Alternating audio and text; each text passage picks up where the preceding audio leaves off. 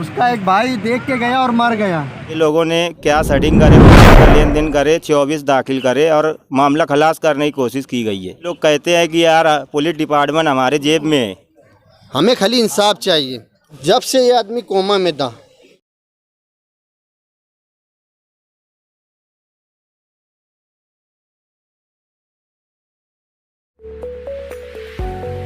Fancy garment and kids mall, Ayesha Nagar police station के सामने, हजार खोली, मालेगांव।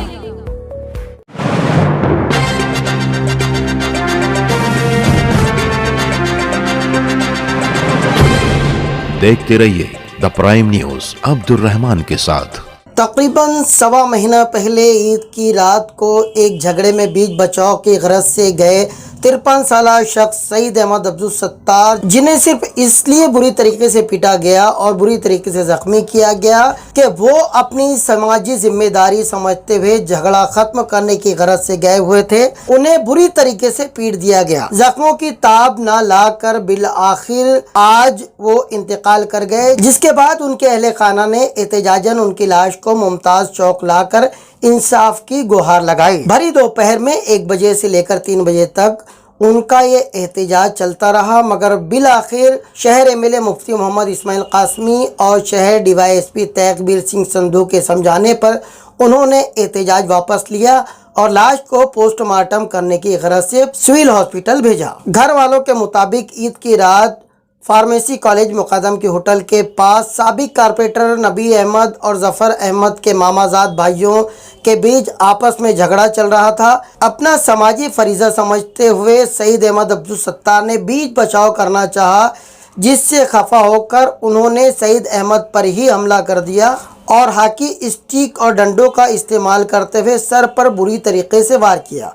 जख्मी सईद अहमद को शहर के सिविल हॉस्पिटल लाया गया, जहां उन्हें 12 टाके लगाए गए। चोट लगने के बाद सईद अहमद अपनी सुध-बूध खो बैठे। तब से लेकर आज इंतकाल होने तक वो मुख्तलिफ हॉस्पिटल में ज़ेरे इलाज रहे, जहां उनकी हालत दिन ब दिन बिगड़ती रही। धुलिया के ओम हॉस्पिटल में भी उनका इलाज चला।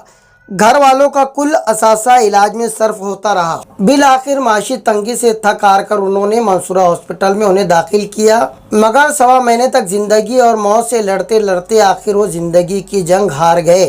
एमआरआई के मुताबिक सर पर शदीद चोट लगने की वजह से दिमाग में काफ़ी खून बह गया और ये जख्म ही मौत की वजह बना, ऐसा अंदाज़ा लगाया जा रहा है। घर वालों ने इल्ज़ाम लगाया कि केस दर्ज करने में पुलिस ने काफ़ी आनाकानी की, शायद असर और रसूख और रुपये पैसे की वजह से वो दबाव में आ गए, ऐसा उनके घर वालों का कहना है। भला एक 53 साला शख्स की किसी से क्या दुश्मनी हो सकती थी जो इस बेदर्दी से उसे पीटा गया। इस वाक़े का एक दर्द भरा पहलू ये भी है कि मरहूम सईद अहमद के बड़े भाई निहाल अहमद अब्दुल सत्तार को जब इस वाक़े का पता चला, वो अपने छोटे भाई को देखने के लिए धुलिया गए। तब अपने भाई की हालत देखकर वो सदमा बर्दाश्त नहीं कर पाए। शदीद फालिज का झटका उन्हें आया और 11 रोज़ पहले वो भी जहाँ बाक हो गए। इस तरीके से 11 दिन में एक ही ख़ानदान, एक ही परिवार के 2 लोग इस दुनिया से चले गए। कोई भी परिवार इस किस्म का सदमा बर्दाश्त नहीं कर सकता। इस पूरी वारदात की जिम्मेदारी घर वालों ने 6 लोगों पर डाली है, जिनके नाम निसार मामा, शमशाद, इरशाद, सईद होटल वाला, राजू शैतान और निसार मामा का लड़का बताया जा रहा है। घर वालों ने इन लोगों पर 302 का मुकदमा दर्ज करने का मुतालबा किया है। मरहूम सईद अहमद अब्दुल सत्तार के रिश्तेदारों ने हमसे बात करते हुए शहर एडिशनल एसपी अनिकेत भारती और डीवाईएसपी तैकबीर सिंह संधू से इंसाफ की उम्मीद लगाई है। उन्होंने फरियाद की है कि ज़ाती दिलचस्पी लेते हुए बगैर किसी दबाव के उन्हें इंसाफ दिया जाए, ताकि लोगों का कानून पर भरोसा बना रहे, कानून पर भरोसा बरकरार रहे। अब देखना यह है कि क्या उन्हें इंसाफ मिल पाएगा। सर, मेरे को ईद की रात में फ़ोन आया मेरे छोटे चाचा का कि ऐसा ऐसा हो गया, झगड़ा छुड़ा रहा था। तो ये आपस में नबी अहमद के भाई भांजे लोग झगड़ा कर रहे थे, तो मेरा चाचा छुड़ा रहा था। उसके अंदर उसको छोड़कर मेरे चाचा को डंडे हॉकी से उसको पीट दिए। उसके बाद हम लोगों ने कंप्लेन भी की। कंप्लेन करने के बाद हम लोगों ने सिविल हॉस्पिटल से एक्सल में ले गए। एक्सल के बाद फिर सदर हॉस्पिटल में ले गए। हम फिर MRI कराते, MRI में आता है कि खून जम गया है। सर पे जो चोट लगने, हॉकी लगने से चोट लगने से ना खून जम गया था। तो हम फिर ताबड़तोड़ धुलिया लेकर गए। धुलिया लेकर मैं खुद गया था वहाँ, धुलिया लेकर तो डॉक्टर बोला अपने को ऑपरेशन एकदम अर्जेंट करना है, नहीं तो बोले डेड हो जाएंगी।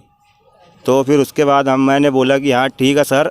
तो फिर मेरे को बोले कि यार पैसा आपके लग कितना है। तो मेरे को बोले 50,000 रुपया आपको टेबल पे रखना होगा। तो बोला सर मैं 20,000 अभी दे रहा हूँ, बाकी मैं ऑपरेशन के बाद दूंगा। ऑपरेशन तो हो गया, फिर पैसे ही मैं उसको पूरा दे दिया। फिर उसके बाद यहाँ से हम लोग मंसूरा लेकर आए मालेगांव में। उसके बाद मालेगांव में लाने के बाद आज मेरे चाचा की डेड हो गई है। और वो लोग पुलिस डिपार्टमेंट और यहाँ के सिविल हॉस्पिटल के जो भी कर्मचारी है सर्टिफिकेट 24 का बनाकर मामला खलास कर दिए थे। सर पर लगने से डायरेक्ट 307 लगाया जाता है। ये लोगों ने क्या सेटिंग करे, पैसे का लेन देन करे, 24 दाखिल करे और मामला खलास करने की कोशिश की गई है। अच्छा, तो ये करीब करीब जो है 1 से सवा महीने का अरसा जो है पूरा बीता इस मामले को लेकर। हाँ, 1 से सवा महीना तक जो है वो आदमी क्रिटिकल पोजीशन में रहा।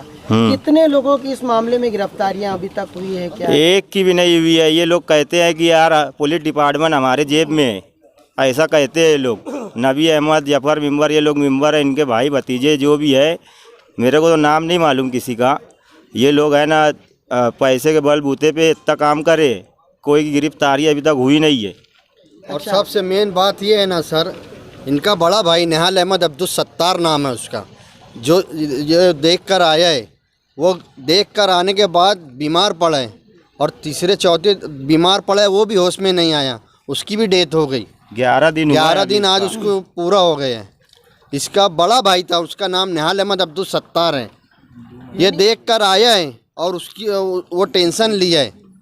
टेंशन लेने बाद उसको फालिज मार दिया। पहले से वो एक तरफ फालिज था, उसको टेंशन में दूसरी तरफ भी फालिज मार दिया। जवाहिर सर को बताए, जवाहिर वाले सर को, तो वो सर ने बोले 72 घंटा हम रखेंगे, उसके बाद हम तुमको बोलेंगे।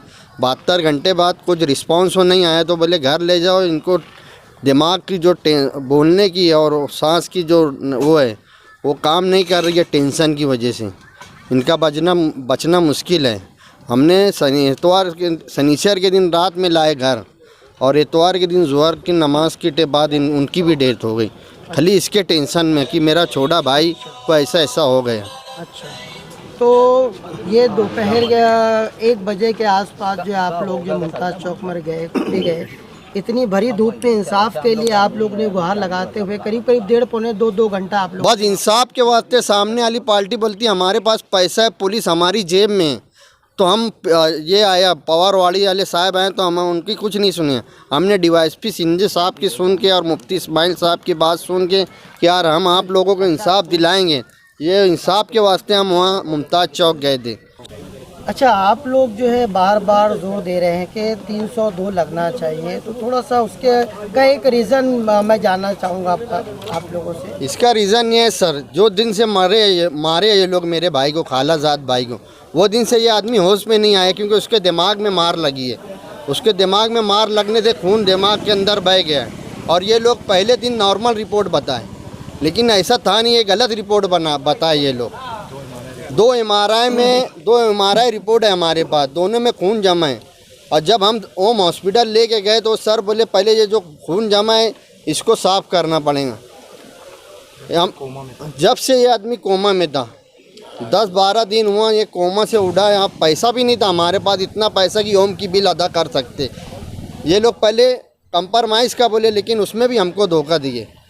और जब हमारे पास पैसा नहीं था तो हम मंसूरा में बालत मजबूरी लाए, और वो रिपोर्ट के आधार पे उनको ऊपर 302 बनना चाहिए। जो रिपोर्ट है MRI की, नहीं 2 रिपोर्ट है हमारे पास। हमें खाली इंसाफ चाहिए, बस हम इंसाफ के लिए आपको बुलाए और आपसे भी गुजारिश करते हैं कि आप हमारी मदद कीजिए। अभी आप लोगों का क्या डिमांड क्या है, क्या हमारा आप चाहेंगे? हमारा डिपार्टमेंट से यही डिमांड है कि 302 जो धारा बनती है, इंसाफ चाहिए हमें, और कुछ नहीं चाहिए। हमें खाली इंसाफ चाहिए। हम इंसाफ के वास्ते ये सब कर रहे हैं। हम डिपोटी साहब की बात सुनकर वहाँ से मुमताज़ चौक सर उठा कर लेकर आ गए यहाँ पर। हमें उम्मीद है कि डिपोटी साहब कुछ ना कुछ करेंगे।